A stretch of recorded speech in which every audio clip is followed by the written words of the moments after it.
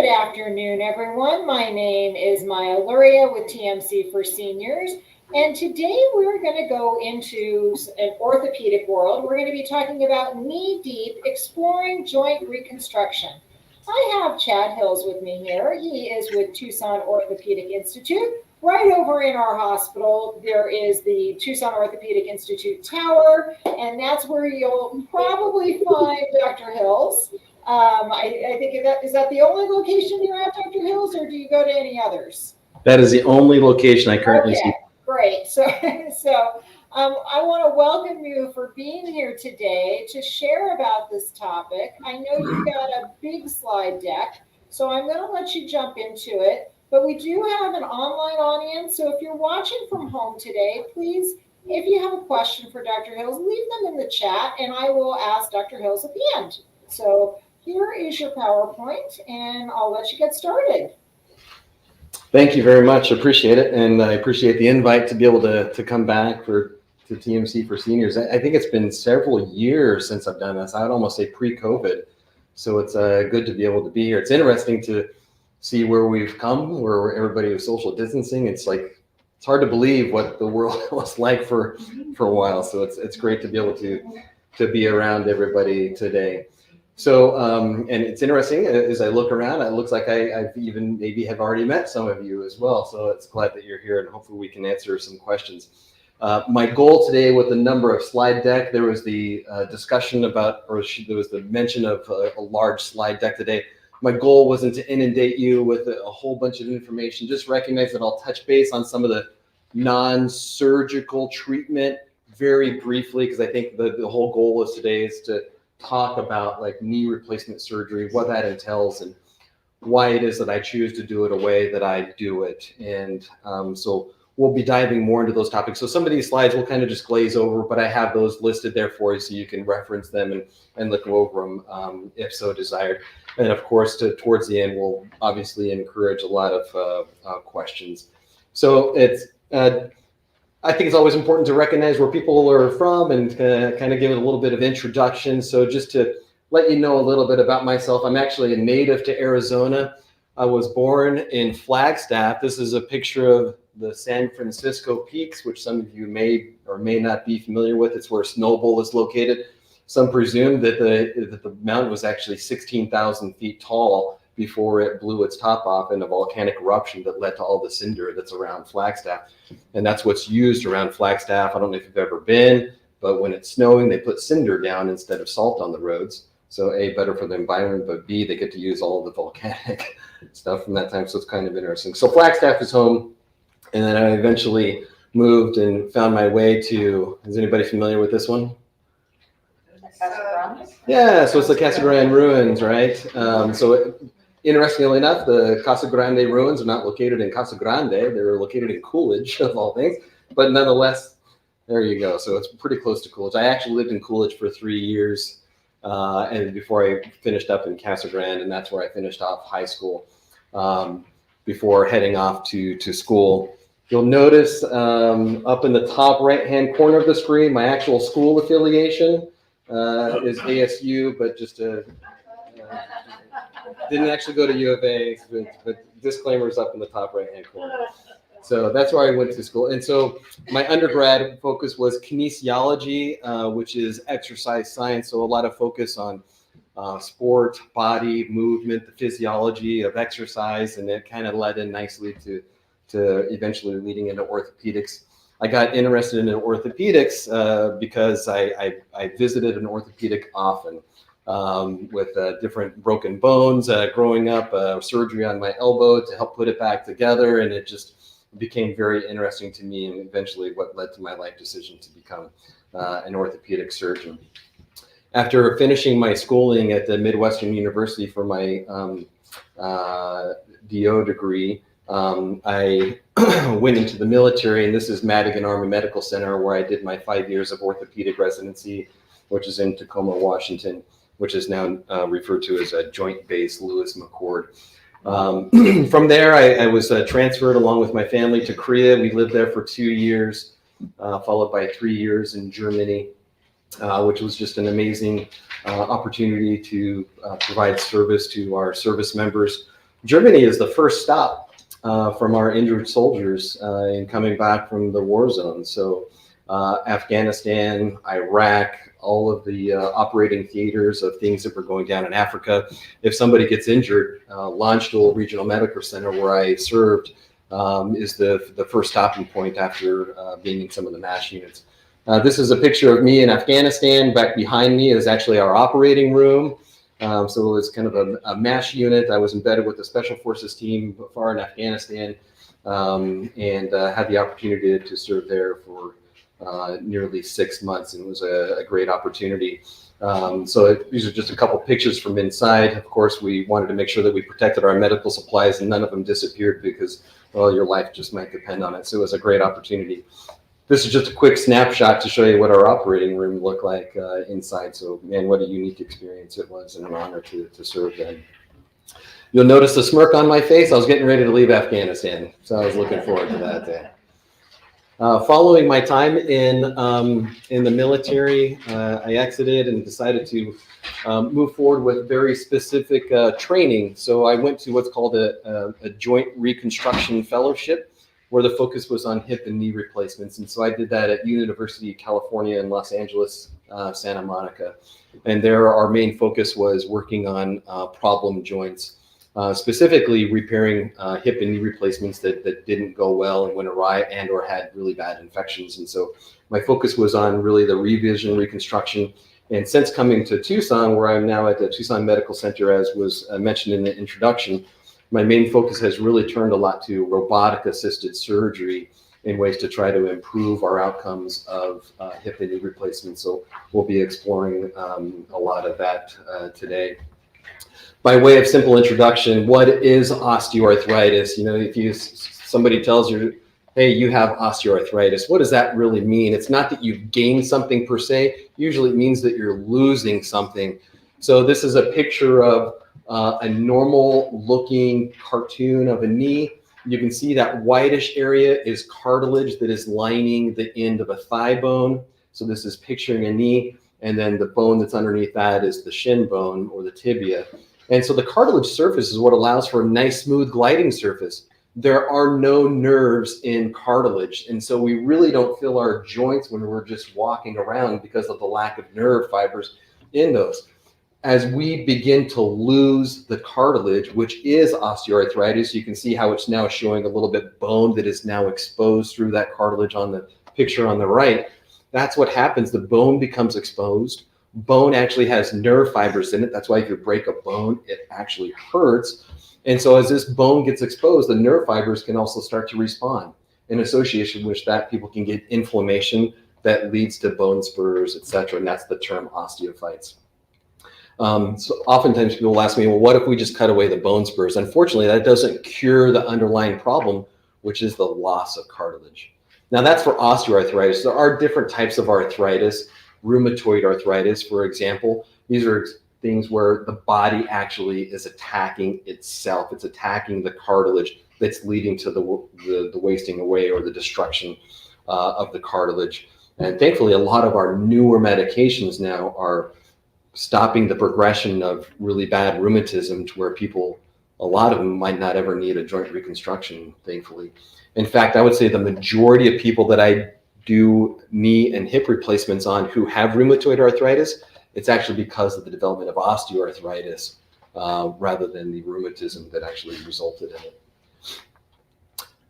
So this is a compilation of x-rays. We go from a good looking x-ray on the left all the way to a bad x-ray on the right. And what I really want you to focus in on is the, sorry, which button was, oh, there we go, for the laser. Does it show up very well on the screen? Maybe not. So you'll notice thigh bone here, shin bone here, and there's space that exists between those bones. That space is the cartilage. That shows that there's good cushion between the two. As we lose cartilage successively, you can see the bones get closer and closer together. And eventually, all the way on the other side of the screen, you see that those black arrows are pointing to an area where the bones are now touching. Hence the term bone-on-bone arthritis, right? Because now the bones are truthfully rubbing one up against another. And we have this in stages. Grade 1 is just a little bit of narrowing all the way up to grade 4, which is where it's bone on bone. So you simply run out of tread. Right? There's a lot of different treatment strategies, and you see a lot of different things on TV, et cetera, and a lot of things that you may have already discussed with your medical provider. These include anything from topical creams, medications that you can take orally. All of these are conservative treatment strategies in an effort to reduce your pain. Unfortunately, we haven't found a way to have a medication that's going to cure or stop the osteoarthritis from progressing. I often tell people it's hard to outrun genetics, and a lot of us receive our bones and joints from those who were before us, or our parents, grandparents, etc. If the oral medications simply aren't working, then we do have some strategies to do some injections into the knee. Again, not to cure the arthritis, but in an effort to help improve the symptoms, and that can include steroid injection. Another type of injection that's referred to as a gel shot, that's hyaluronic acid, and it works fairly well for some people. There are some other ones that are looked at as well, like platelet-rich plasma, stem cell therapy, etc. Unfortunately, we haven't found a way, again, as I mentioned, even with injections to stop osteoarthritis. All these are ways to try to help with the pain. Insurance covers some of them they're not. One thing I really wanted to focus on here, though, is the holistic approach. We often tend to overlook these, and I just want to mention them because they can be tightly linked. Depression and pain are very intermittently linked, to include sleeping disturbances. So if you happen to deal with a lot of joint pain and you happen to have a depressed mood or poor sleeping patterns, working on that thing, on all of those together, can usually improve a patient's joint-related pain. So if you are having depression and you have joint arthritis, we have found that treating the depression can also improve your joint pain tremendously, similarly with weight disturbances. And I wanted to mention, of course, weight loss as well. When we walk, our knee will see 3 times our body weight. And that's just on a normal, even surface. And when we're going down steps, our knees will see 7 times our body weight. So if we lose 10 pounds, that's 30 pounds less that our knees will be dealing with when we're walking on a flat surface, and 70 pounds for every 10 pounds that we lose when we're walking down a step. So it can have quite a drastic effect in terms of the amount of stress that our knees are dealing with. So reducing the stress on the knees is very important. And tobacco use, nicotine is an inflammatory substance. And so reducing that can also reduce the amount of inflammation that you'll have generally. Oftentimes I get asked about glucosamine, chondroitin, these joint health supplements. I tell people, try it, see if it works. If it doesn't work, then don't waste your money. It hasn't been proven to replace your cartilage. It's hard to know whether or not it's a placebo effect, but if you take it and you feel better, thankfully we know that it's pretty safe. I do caution you, though, that if you have diabetes, that you'll need to watch your blood sugars quite closely. Some of them can make your blood sugars go up just a little bit. So some of these we'll just kind of skim over because we've discussed a lot of them already. We'll give an opportunity to get to kind of the meat and potatoes. I like this one, Sons of Arthritis, ibuprofen chapter. I kind of like that one. All right. One other thing that's important to mention, many have probably heard about the opioid epidemic. And there was a time where a lot of narcotic medications were used to treat pain. And what we have found that there's a paradoxical effect, meaning the more pain medications you get, actually the body responds by creating more of what are called the mu receptors, and people's pain actually increases over time. And as the pain increases, the narcotics become less helpful. So what was happening is people were getting more narcotics, and so it just led to this cascade of worsening pain, higher medication use, and eventually leading to substance abuse and or addiction. And so what I would recommend is avoid at all costs any narcotic medications if at all possible, because it has a contradictory effect where it can potentially even increase your pain. In fact, there have been studies that look at pain medication, specifically narcotics, leading up to surgery. And what we have found is if people can reduce their narcotics by 50%, their improvement with their knee replacement is drastically higher as to those who did not lower their narcotic requirement going into it. And again, I think it's because of the pain issues. So higher narcotics, higher pain, lower narcotics. In general, there's a less pain response. And so people tend to do better with surgery if you lower those narcotics prior to it. We talked about the potential injection therapies. We'll move forward. Another thing that's important to mention as well is some general exercising. An object that's in motion tends to stay in motion. So people might ask me often, hey, am I injuring myself more by walking? What if I do this? What if I do that? And generally I tell them, do the best that you can with your exercises. It's great to continue walking. I don't think you're doing any additional harm to your knee by walking. There's something that's referred to as closed chain exercises versus open chain exercises. Not to confuse anybody, but if your foot is moving around in space on a weight machine, that's considered an open chain exercise. So people who are doing like these leg lifts that are shown here, the leg extensions and the leg curls, those tend to cause more stress on a knee joint. And what that means is essentially more pain. When your foot is planted on a surface and you're doing the exercise, for example, like a squat or a leg press, paradox, interestingly enough, a cycle, even though your foot are moving, they're well planted, and that has been shown to be a safe exercise and not cause as much pain. Those tend to do better, and those are called closed chain exercises. Why the terms, I don't know. I didn't make them up. We can ask the kinesiology person who determined that. So the stuff that's on the left, I really try to avoid and rather do things in pairs. So for example, I don't know if anybody's ever tried lunges. They are a good exercise for people who have normal knees, but they are painful. As soon as you start trying to isolate that one knee, there's a lot of balance and a lot of nuances. There's a lot that's happening during those maneuvers, and it can really exacerbate people's symptoms. And so doing things in pairs with the gentle squats, wall squats, or leg presses seems to be better tolerated, and not going really low is also key.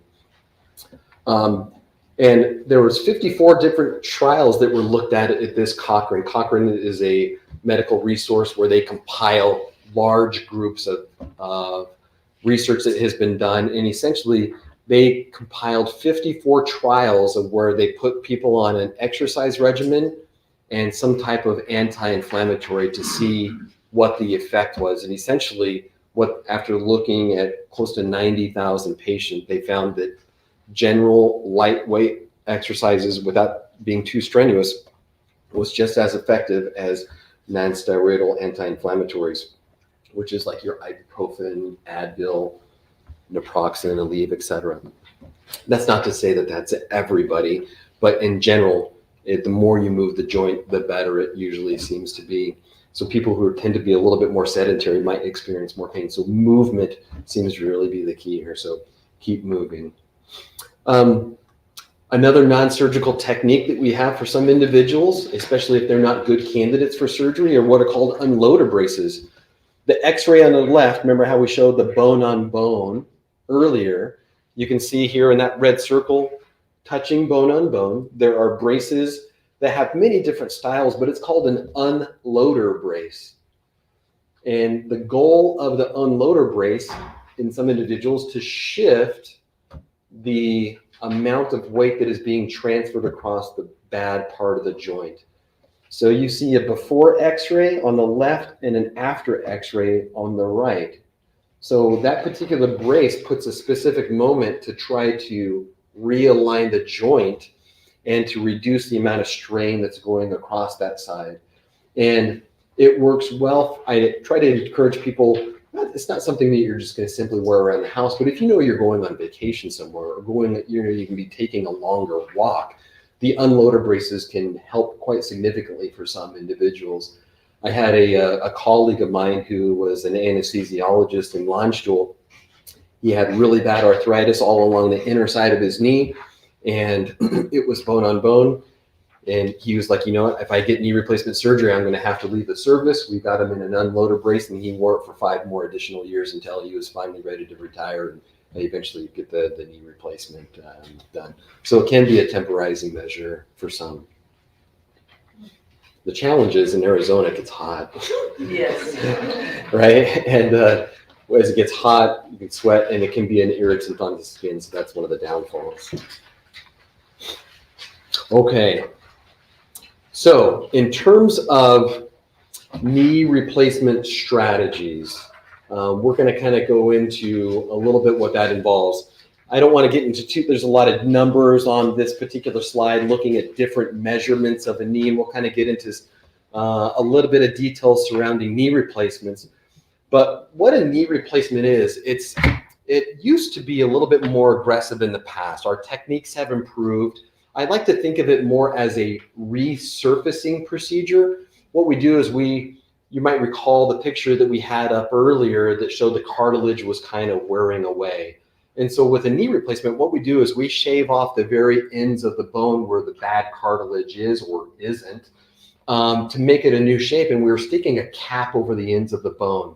It looks like, we're chopping out a big piece, but this is actually a view that's not very representative of what it is. But the implant actually goes over the end of the thigh bone. So it's a complete resurfacing.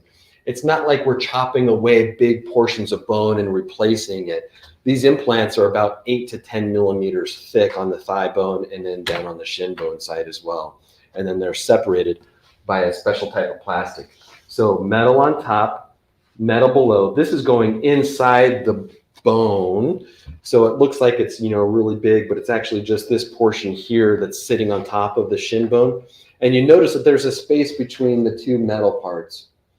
That's filled by something that's called polyethylene, and it's a special type of medical plastic that now acts as the new bearing surface or the cartilage.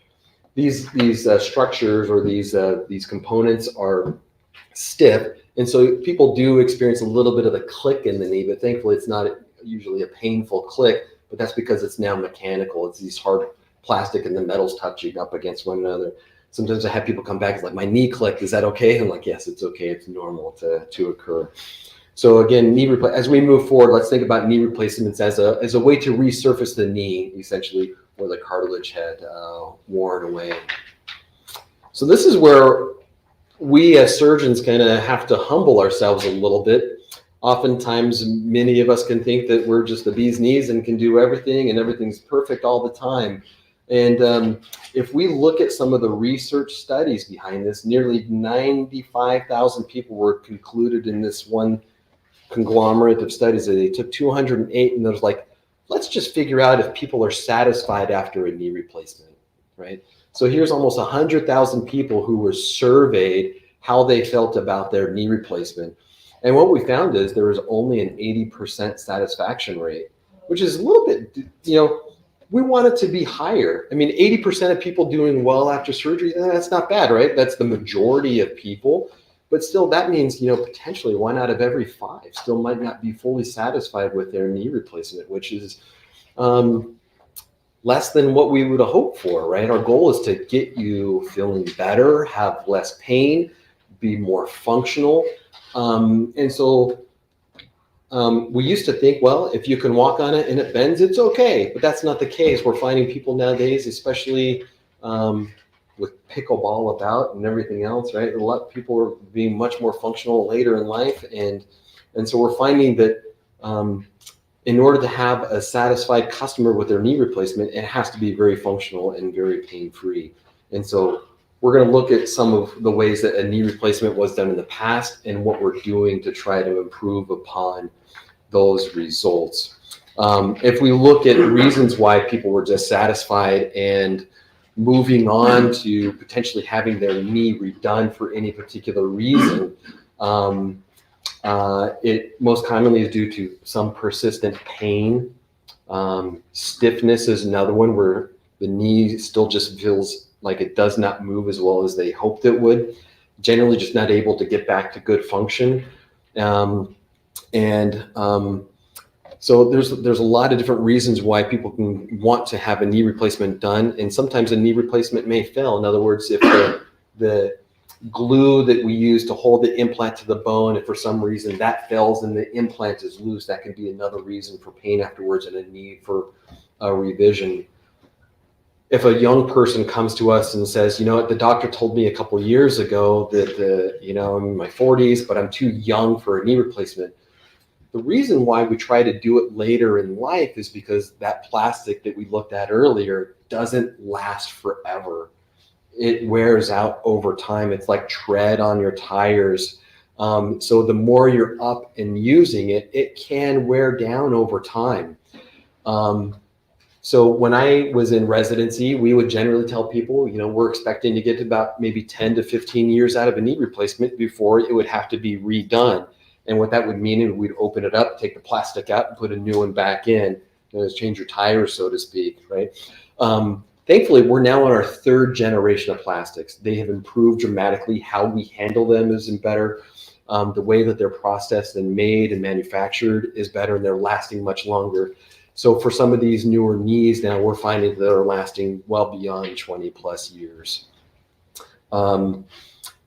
Infection is another reason why they can also fail, which is a devastating injury for people who are otherwise healthy. Thankfully, the infection risk is less than 2%. And I'm happy to announce that at TMC, our numbers are better than the nationwide average. So that's very gratifying. If you're under these, I don't want to get too confusing with this slide, but in terms of some studies that were done in Sweden and in Australia, they looked at age as being the potential risk for needing a revision later in life. And they found that people that were younger than 65 were higher likelihood to need a revision. In other words, a redo, probably because of the plastic wearing out or some of those other reasons that we discussed. But if you're over 75, there is a much, much less chance that you'll ever need to have another surgery again. And so ideally, if you can tolerate it, we try to delay surgery as long as possible. And then comes the discussion of quality of life questions, right? Why live from 65 to 75 in extreme pain, not being able to do anything? And those are wonderful discussions that I enjoy having with patients in the office, and happy to talk about with you. So we've kind of talked about this, potentially 20% of people aren't satisfied. And so why is that, and what can we potentially do to help out? We do know that more and more people we're living longer now. More joints are wearing out. People are more active now than they used to be. Like for example, in other generations, and people are just have more demand on their joints. And so we know that the knee replacement is going to go up, but we still need to improve our outcomes so there's less revisions in the world. And so how is it that we're improving things? My goal isn't to confuse people with these diagrams. Up on the top is a pelvis, a thigh bone, and then a shin bone. And I don't know if you've ever heard of a plumb line, but it basically is to draw a line straight down from the hip center all the way down to the ankle. Some people, you probably heard of bow leg. That's where the knees kind of bow outwards, right? And if you're knock-kneed, we refer to that as valgus. Some people are just born and we grow differently. Some people's knees are generally from a very young age are a little bit more bowed, or maybe they're just a little bit more in. But the way that we used to handle knee replacements in the past is we really didn't pay too much attention to all of that, and we treated everybody essentially the same. And we have a lot to do in terms of thanking these people before us. This is John Insall, who was one of the pioneers of knee replacement strategies. And he recognized that we had to pay very, very close attention, not just to the bone, but also what we consider the soft tissue around the knee, the ligaments, etc. And so in the past, what we used to do is cut everybody the exact same. Remember how I showed you how we take away portions of the bone in order to make way for these caps that were going on them? We would kind of do everything very cookie cutter to each individual, despite some people having a different shape to their bones. So we were doing the exact same procedure with the same degree of cuts. And what we may have been doing is misaligning things according to what the patient's anatomy normally was. And we'll look into that a little bit further. So Here is an example of a knee. This is a knee on the right-hand side with the leg completely straight. And as you bend your knee, you're then looking down the thigh. So on the left is a knee straight up and down, and on the right is a knee that is then bent. And there is a difference, as you can tell on the sides. Over on the left-hand side, you can see that the shin bone is a little bit higher. And on the right-hand side, the shin bone is a little bit lower. And the femur or the thigh bone is also different in terms of its shape. Those dotted lines that you see coming across is how we used to traditionally make our cuts. And so we were cutting people's bone at this very cookie cutter way of making it completely parallel. And in order to then make the knee feel more natural for them, we would then release some of the ligaments, which is being represented by these darker lines that are towards the outside. And you'll notice that the dotted lines on the right side are not necessarily parallel. And so when you cut those, you're like, well, what if you just cut that one straight across? We were resulting in a knee being too loose because the ligaments were not on proper tension. So what we used to do is make a cut on the bone, right? And then we would release the ligaments in order to accommodate the knee replacement that we were putting in, meaning we were being more traumatic to those ligaments and releasing them in order to accommodate the knee replacement. And there are more nerves in those tissues. The knees, if we don't get the balancing right of the ligaments, let's say we release too much, then the knee can feel loose. And this is why we think that there are some problems with the more traditional way of doing things. So this is an example of how we would, again, do a traditional knee replacement. The thigh bone is this bone that you kind of see sloping down with the shin bone in front. We would use jigs. If any of you ever done any type of woodworking, you apply jigs onto a piece of wood in order to help make either a drill hole or a cut, etc. And so the traditional way is we have these devices and we would put a rod into the femur. I'm sorry for getting, I hope it doesn't make anybody too queasy by talking about what it is that we do, but we would put a rod into the thigh bone that would help us understand the angles that are at the end of their bone, and then we would apply different things to them. And you'll see on the picture on the right, there's a saw blade coming down, so you can see the jig applied, and the saw blade then comes down through that jig to make the bone cut. And again, these were done in a very cookie cutter fashion. And here we're trying to do our best guesswork on the bottom picture to try to get our alignments just right. And to be honest with you, we're looking at it, we're using our fingers to feel, to try to get an idea. It's like, okay, I think that this looks like it should be, and then we pin it, and then we cut it. And then we put the knee implants in and hope that everything is gonna work out. And if it didn't work out perfectly, then what we would do is, again, release those ligaments. And to be honest with you, I think that it was more painful because of the way that we did it. Again, just wanted to point out that the lines going parallel is how we would cut people's knees, even though we should be doing it in a way that's more anatomic with how the patient knee is set up. Here's an example. You can see the knee replacement on the right-hand side. It's not perfectly parallel, but that's probably what it is. But you can see the other joint. We call it the joint line. You can see how the one on the left is a little bit more angled down. So that's their normal anatomy, but their knee replacement is now more straight across. So we're changing the way that their knee is mechanically working. And our hope is that by doing it in a more anatomical way that's patient specific, that we're going to get better motion, etc. In addition, not every implant is created equally, and this is to show a side view of the thigh bone, representing that the back side of it is almost fits perfectly inside of a circle. There are some knee implants that are not a perfect circle like our normal anatomy. Rather, they kind of have a bump and then they flatten out and then another bump. And so I personally use an implant that closely matches the native or our normal anatomy, which we also believe is going to be helping.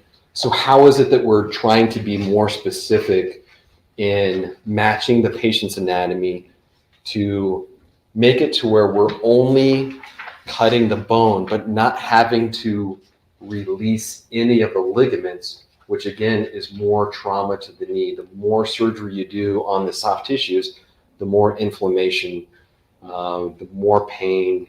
And so we try to do things in a less invasive way.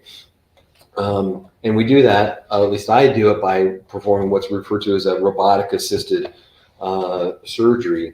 So this is an example of the robot. I don't know if you have ever seen clips or of the assembly lines of vehicles now. They have these big robotic arms that are swinging in, and they're doing all of the weld tacks and other things. And so essentially what this is a robotic arm that I'm controlling, unless of course I want to tease somebody, say, yeah, I push the button and walk out of the room. That's not really true. That's not what's happening.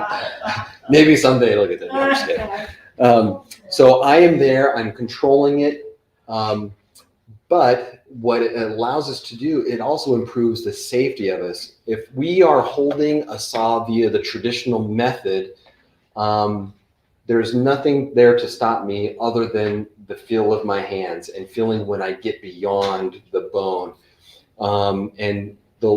There's nothing more devastating than injuring the arteries or the nerves back behind the knee. But with the robot, it also has what are called haptics. Haptics are an amazing thing that as we are using the saw, it will stop us if it feels that we're pushing too hard or too far, and it won't let us cut beyond the borders that we trace. And so we're also improving the safety of the surgery by doing this.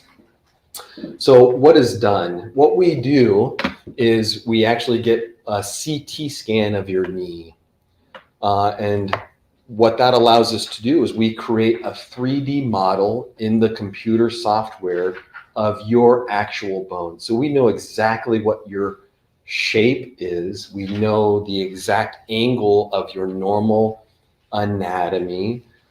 We can see where all of the bone spurs are, where there might be any deficits.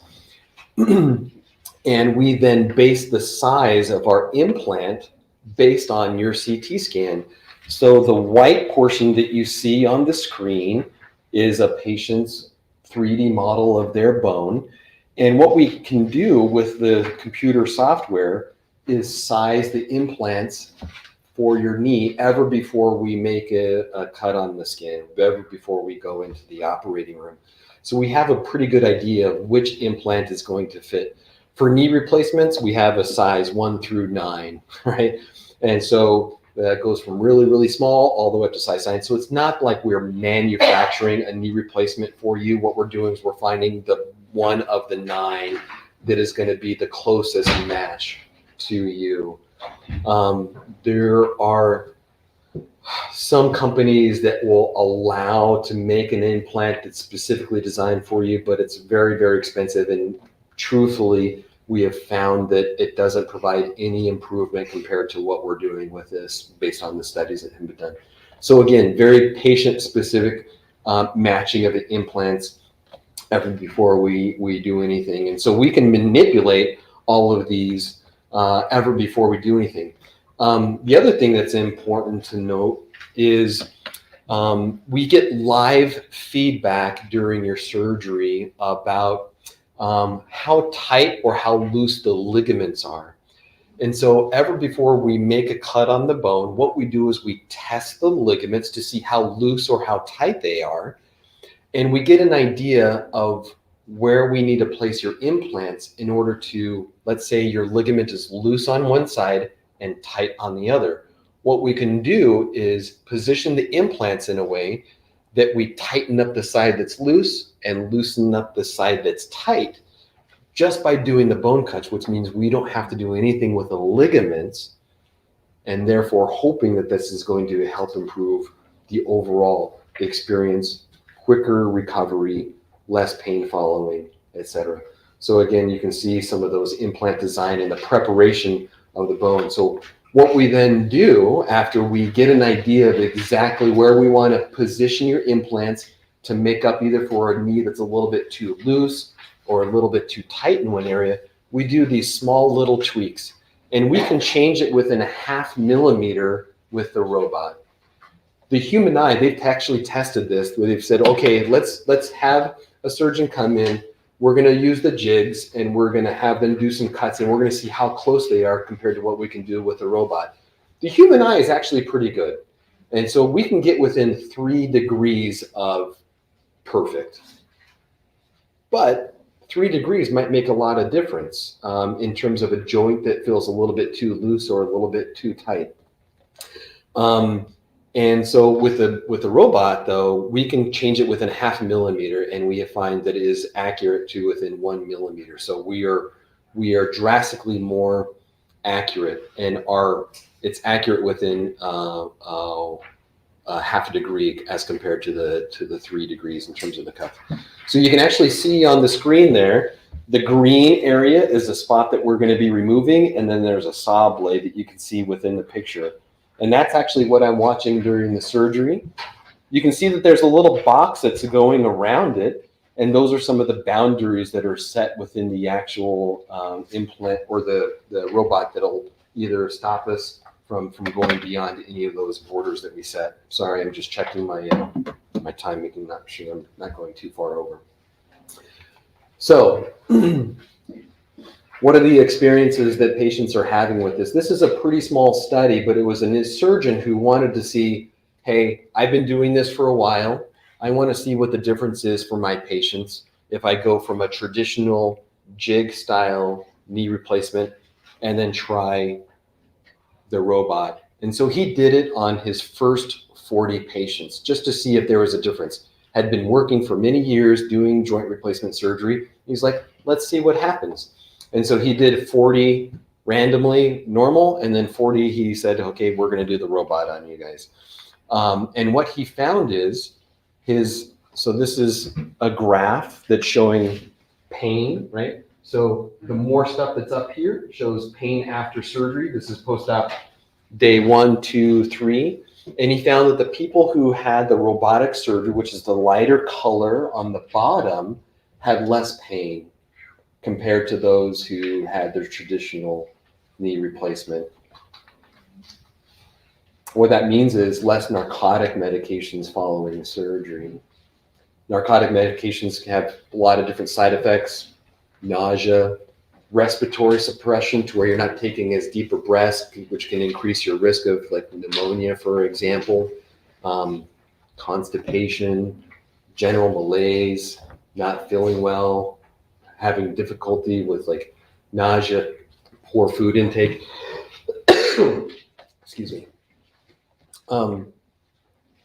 So here you can see the narcotic requirement in general was much lower when compared to his more traditional.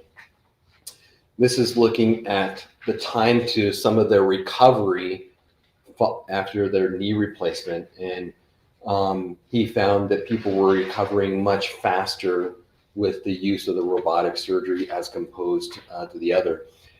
6 months down the road, they assessed whether or not the patients were having better function with a robotic surgery versus a non.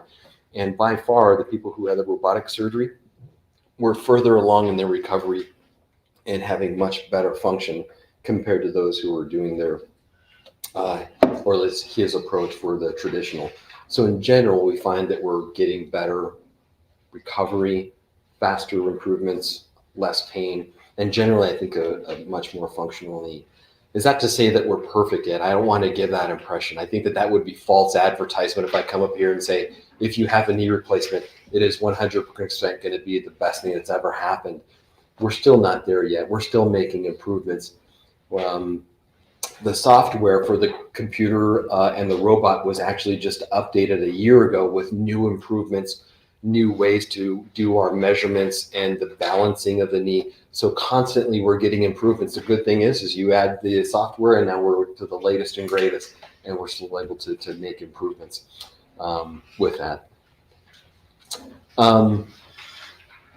Okay, these last few slides, we're really just trying to give an idea of what to expect one's activity level to be. Some people will often come to me and say, you know, after a knee replacement, what can I do? What can't I do?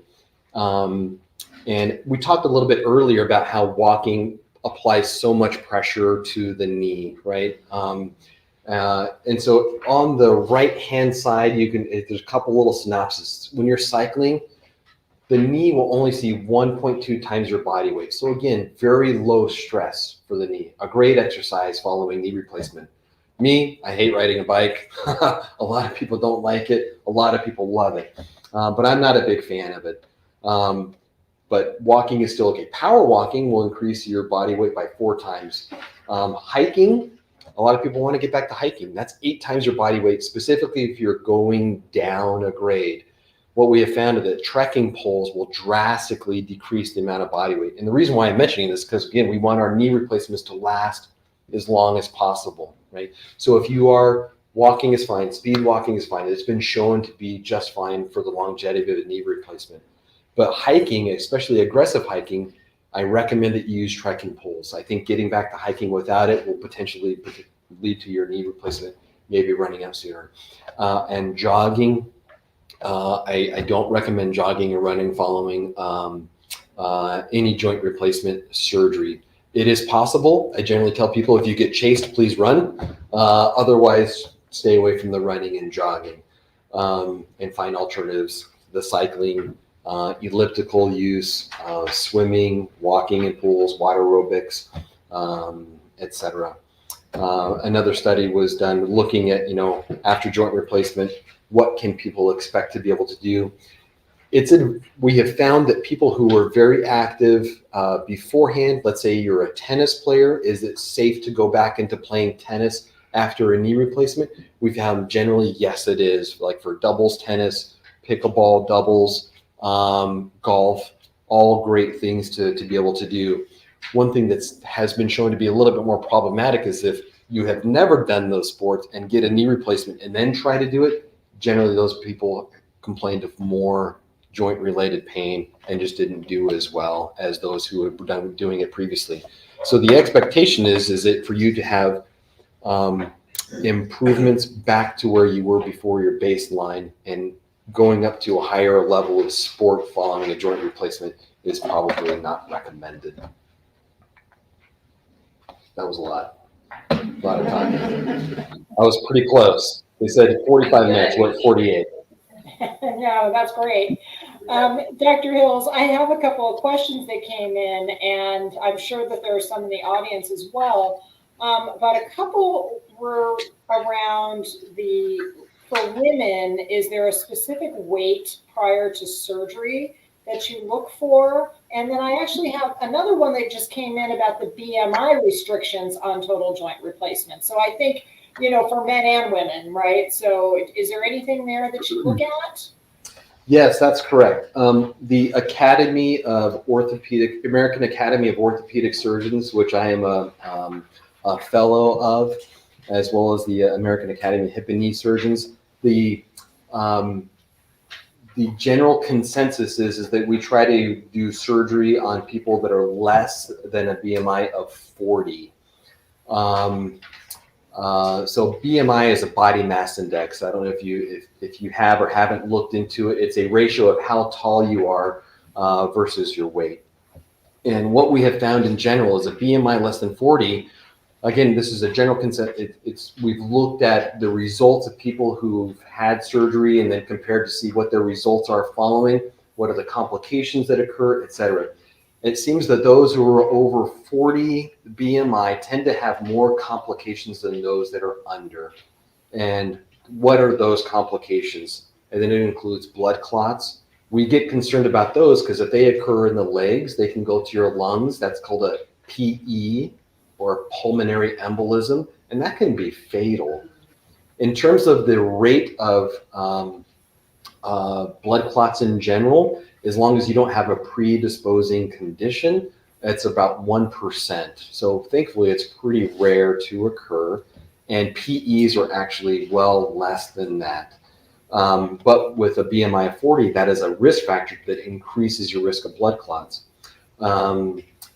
Infection has also been shown to be elevated in people who are over a BMI of 40. There was one study that showed that there's actually increased in-hospital death from a BMI over 40, and they think that is largely due to breathing complications and potentially strain on the heart. The anesthetics that are used during the surgery, many of them accumulate in the fatty tissue and it's stored in there. And then as your body metabolizes it, meaning as the anesthetic is in the bloodstream, it takes a while for your body to digest it, so to speak, to get rid of it. Well, people who have a higher BMI, they have more fatty tissue that holds on to that anesthetic. And so as it exits your bloodstream, what happens? The anesthetic exits the fat, goes into the bloodstream, and then gets metabolized. And so some people who have a quote unquote hard time waking up after surgery, oftentimes it happens more commonly in people who have a higher fat ratio, because there's just more of it to store the anesthetic. And so the more anesthetic, the longer it hangs around, increases breathing risks, suppression of how deep you can breathe, and blood pressure issues as well. And thankfully, a lot of our techniques have improved to where we have changed a lot of our anesthetics for the joint replacement surgeons that I work along with, as well as myself, Dr. Wild, Dr. Goodman, and myself.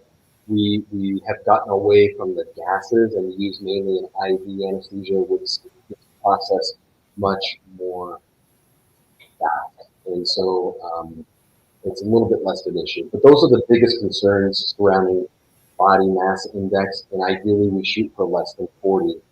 In fact, it's becoming more commonplace for insurance companies to deny surgery in the event that someone is over 40. I have an individual who has been working hard at losing weight in preparation for a hip replacement surgery, whose BMI is 40.6, down from 46. So that's nearly there, but the insurance company is still denying it. Like, no, it has to be less than 40. So but they recognize what insurance companies do is they gather this data as well, and they have found that if you're over a BMI of 40, it's more risky. Therefore, there's more complications, and it's more of an expense to the insurance company because they're having to help pay for the complications, the longer hospital stays, redo surgeries, the complications from blood clots, the medications that are used to treat those blood clots, etc. And so, in general, that's more of a burden. So they're like, well, let's get people more optimized in a better place. Right? We have one chance to get this right. Let's get the body and everything prepared as best as possible to really reduce our risk leading up to surgery. That was a long-winded answer. Sorry. So you really look at the BMI over the weight, correct? That's correct. Okay. That's correct. Okay. So a BMI of 40, and it doesn't matter whether you're male or female. That's correct. Okay. Anyone that's coming in, that's what you would look at. Okay. Perfect. What about somebody asked about? Have you heard about the Jiffy knee surgery? Yeah, so I have heard about the Jiffy knee surgery. I personally do not perform it. I think there's a surgeon up in the valley who is currently doing it. He may have been the one who kind of started it. I personally have not looked into it in detail. It is from what I understand, is an attempt to be more minimally invasive. But uses a technique where the implants and the jigs are placed from the side rather than less from the front of the knee. But I can't speak in an educated fashion about it just because I don't know enough about it. Okay. I do know, based on previous research that has been done in these different approaches, whether coming in from the sides, in effort to reduce an individual's pain. There were some studies that were done, I'm let's see, probably 12, 13 years ago, it was a little bit more commonplace to be done. And with certain jigs that were done back then using a side approach, they were finding malalignment issues. In other words, the knee was not positioned in a perfect manner, much to what my lecture was discussing earlier, where the implants were positioned just right that could potentially and was leading to early failure of those implants.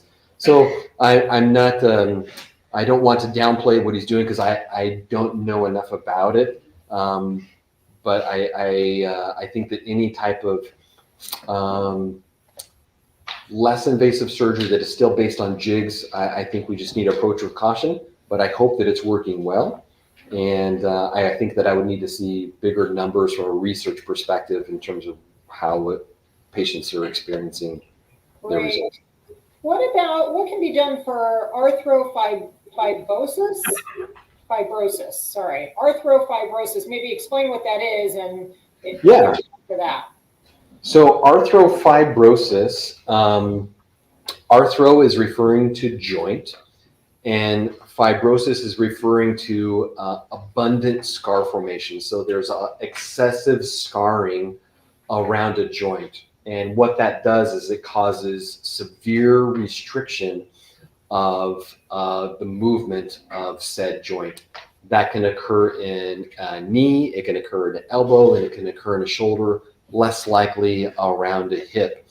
So arthrofibrosis is a rare but devastating complication following a knee replacement surgery, to where the knee simply does not move very well at all. I've met some patients who have a range of motion to where their knee will only move about 20 degrees from 30 to maybe 50, to where they can't straighten it elbow all the way, nor can they bend it all the way. So getting up out of a chair, for example, getting in and out of a car, extremely difficult when you can't straighten or bend your knee and then straighten it back out.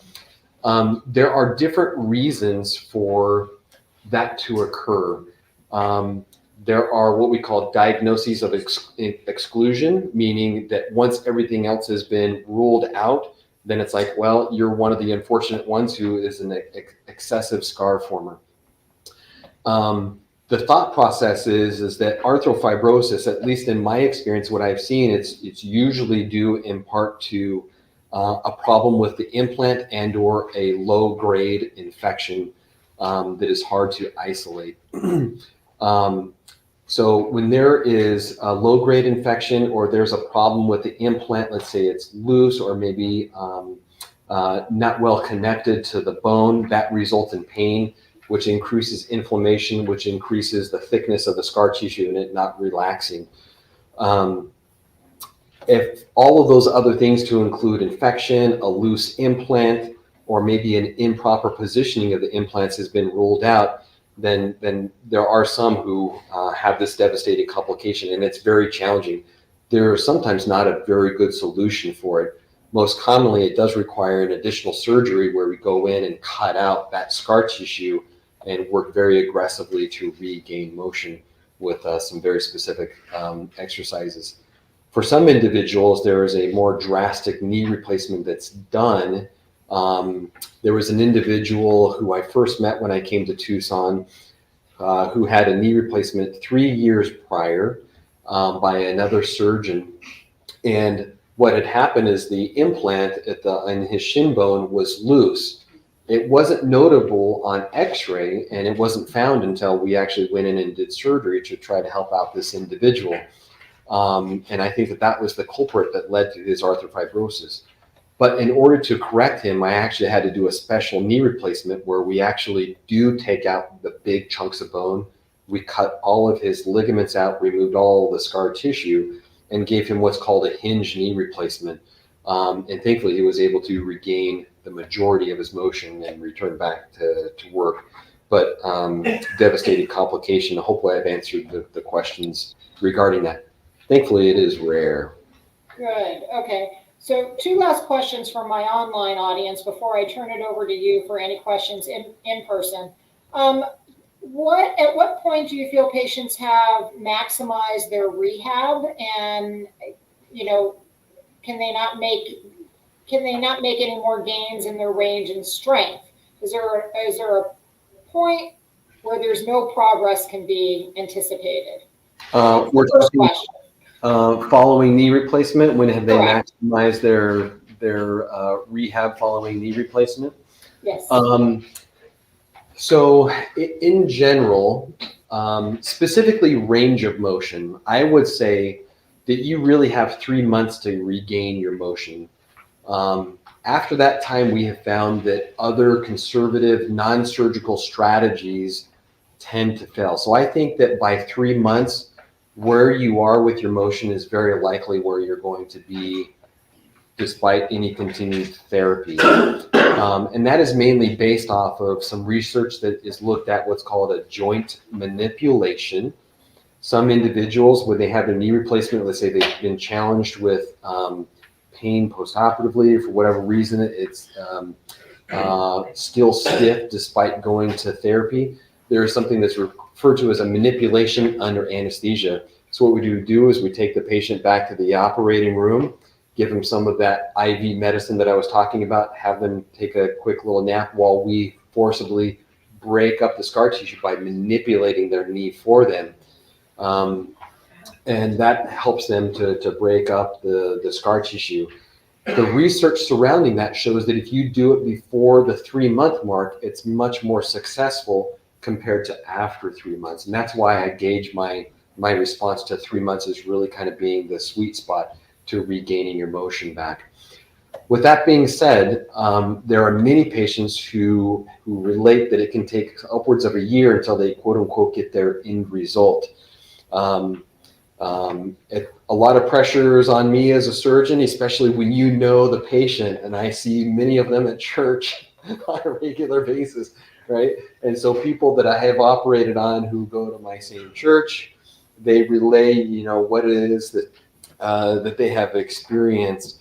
And in talking with them, they really have told me that it takes about a year until they really felt like they had reached their end result. So I try to, if a patient is for some reason, unfortunately, having a challenge after surgery, I usually try to caution them, well, at least give it a year before you know where you're going to end up. Because where you are at a year is probably where it's going to be for the rest of your life. But in terms of your motion, I would say 3 months again is the turning point. Okay. And then if somebody was having the Mako robotic surgery, what is do they go home that day? Is it an outpatient? Are they overnight? What does that look like? We try to be very patient specific with same day discharges to where you get the surgery and then you're going home the same day versus an overnight stay and likely going home the next. I would say in general, about 50 to 60% of my patients are going home on the same day, but we are looking at very specific criteria for that. One is a body mass index of less than 35, so a BMI less than 35. Your blood pressure, people who are on 3 different medications for blood pressure control are not good candidates. Somebody who has a history of a heart arrhythmia like atrial fibrillation, significant heart murmurs, a prior history of a heart attack and maybe like a stent that is placed, people that are on blood thinners, people who have sleep apnea and use a CPAP. We would look at a lot of these different things to determine whether or not you're a candidate to go home. And so the people who are ideally going home only have maybe 1 or 2 medical problems and that on their medication list as well. Interestingly, people who have multiple drug allergies have been shown not to be good candidates for outpatient surgery as well. So if you come to me and you were otherwise pretty healthy, but you have like 10 medication allergies, it's best that you stay overnight. And so it really tries to be patient specific. Yesterday, we did 8 joint replacements and 4 people went home. The other 4 stayed the night and are home the next day. The majority of hip and knee replacements are considered outpatient, which means that you typically spend less than 24 hours in the hospital. So you get surgery on one day, maybe one night in the hospital and home the next. So there's a little bit of nuances in some of the discussion. There are some people show up who say, I'm having outpatient surgery, and they think that they're going home the same day. That's not just the case for everybody. So we try to be very specific on who it is that we're choosing and make sure that we're being safe with what it is that we're doing. Sure. Okay, that's great. It's interesting to see how much it has changed over the years, right? It used to be several days, and now it's really shrunk down that time. I want to just put up the phone number here. If you're interested in an appointment, please call 520-784-6200. And Dr. Hills, I want to thank you so much for being here today. This was wonderful. I'm going to wrap up with our online audience and send it over to you for any in-person questions. Thanks for being here. Perfect. Thank you so much. Thanks again. We look forward to seeing you again next week. We have 2 talks next week which is all part of our theme of For the Health of It. The first one is on Tuesday, October 8th. This is Optimize Your Energy Systems for Better Cognitive and Muscular and Metabolic Health. Again, Tuesday, October 8th at 10 a.m. The next one will be on Wednesday, October 9th. What's Ringing in My Ears? Managing Tinnitus. If you would like to, if that one is at 2 p.m., on Wednesday, October 9th. If you are interested in either of these talks, please give us a call in the office. I know that we do not have any room in person for the Optimize Your Energy Systems, but we do have a couple of spots left in the tinnitus class, and they are both available online as well. The phone number, if you are interested in registering, is 520-324-1960. We look forward to seeing you again. Thank you.